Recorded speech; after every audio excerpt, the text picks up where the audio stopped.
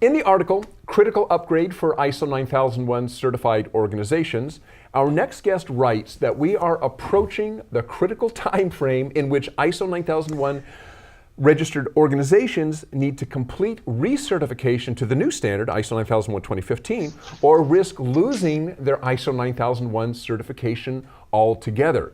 All certificates connected to the 2008 version of the standard will expire and become invalid in September 2018. Now, that's going to seem like that's a long way off, right? That's really. More than a year away.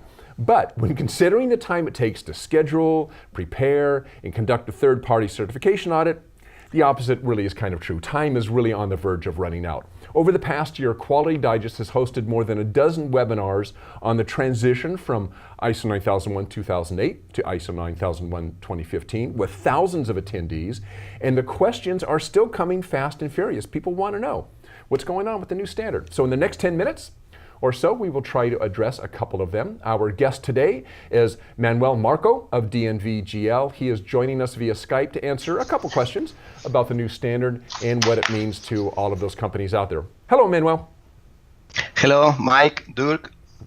Okay, now there were a couple things that jumped out to me in that article. First, you mentioned that there are fewer prescribed requirements in ISO 9001:2015 compared to the earlier version. For instance, you don't need a quality manual. Documentation can be whatever you want it to be. This seems to be, in a way, causing a lot of consternation for people. More than any other question that we get on these webinars is, what kind of documentation do I need?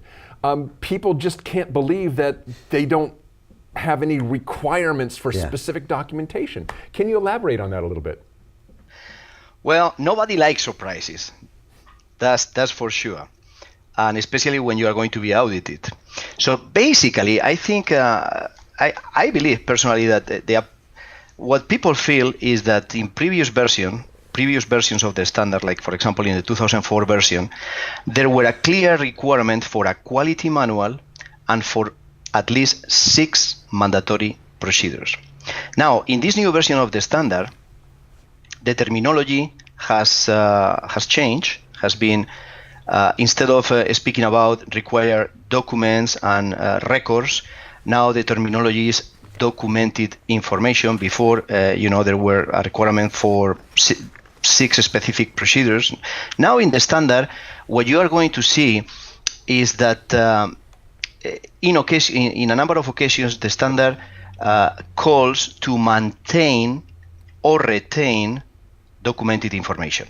Wherever you see in the standard that the standard is calling to maintain documented information, that means that you need to have some type of document, some type of documentation. And this can be on any type of support, any type of, in any way, whatever works the best for you.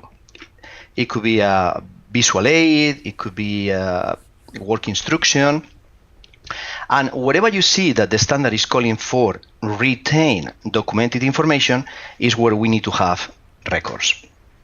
Now, the beauty of this change is that the standard is less prescriptive, doesn't mandate those 6 mandatory procedures or even the quality manual, because the intent here is to give more flexibility to organizations to implement their quality management system and the associated documentation in the most effective way for them, the most effective and efficient way for them, the best way for them. So this is one of the in my opinion, this is one of the changes that is an improvement. Now, if you struggle trying to decide, trying to determine, when do we need to document, when do we need to have documented information, the guidance or the tip that we give in DNV-GL to our Manuel? Oh, there we go. Yeah, okay. Oh, sorry. Go ahead. Just to give a tip to everybody. So the same tip that we share with our customers is basically think about the 3 C's, which is complexity, criticality, and competence. So based on how complex the process is, the process, the tasks, or the activity, then based on that complexity, you may want to consider to document it. Or based on how critical the process, the task, the activity is, you may want to decide to put more detail in order to ensure that we satisfy all of the requirements and we get the expected outcome. But also the competence. The competence is critical because you may have people working in your company, in your organization for 20 years. They may know back and forth how to execute that process, how to do their job. So in that case, you may don't need to document as much as if you have younger or employees with less time working there, or less skills.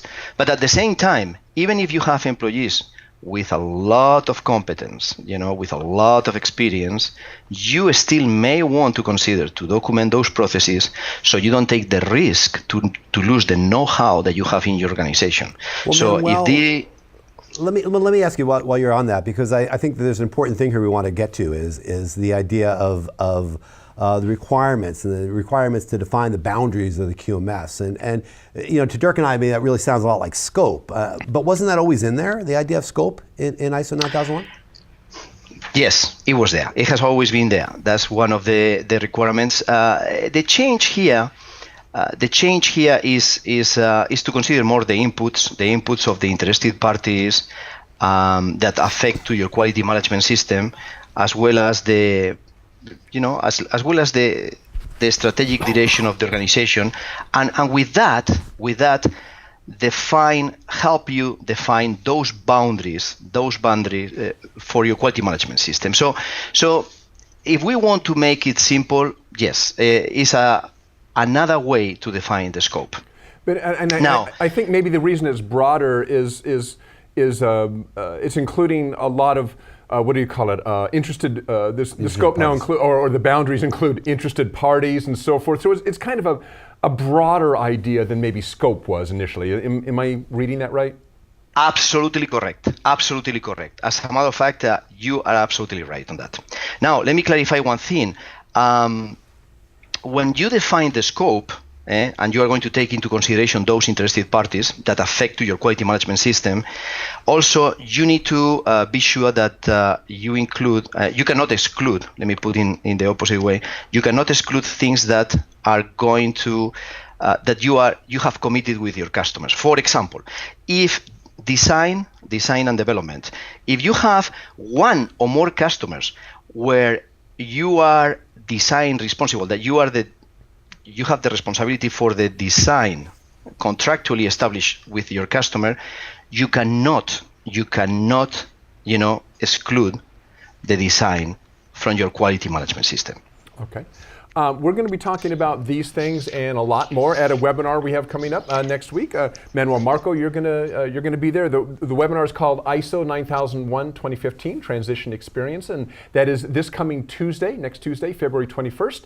At 1 p.m. Eastern, 10 a.m. Pacific. The webinar will be presented, as we said here, by Manuel Marco, as well as Damon Anderson of Compliance Help Consulting. And so keep an eye on your email inbox for details about how you can register. But Manuel and Damon are going to be talking about, these, the boundaries and interested parties and documentation, all that and more at that webinar. So be sure to sign up for that and get in on what I'm sure is going to be a great webinar.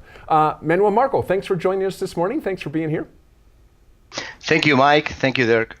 All right, we'll see you next Tuesday. We'll see you on Tuesday. Thanks, Manuel. Thanks a lot. Bye-bye. Bye. And encourage everybody out there to register for that one. A lot of you have done that already. It's going to be a popular one, so so get on that soon. All right.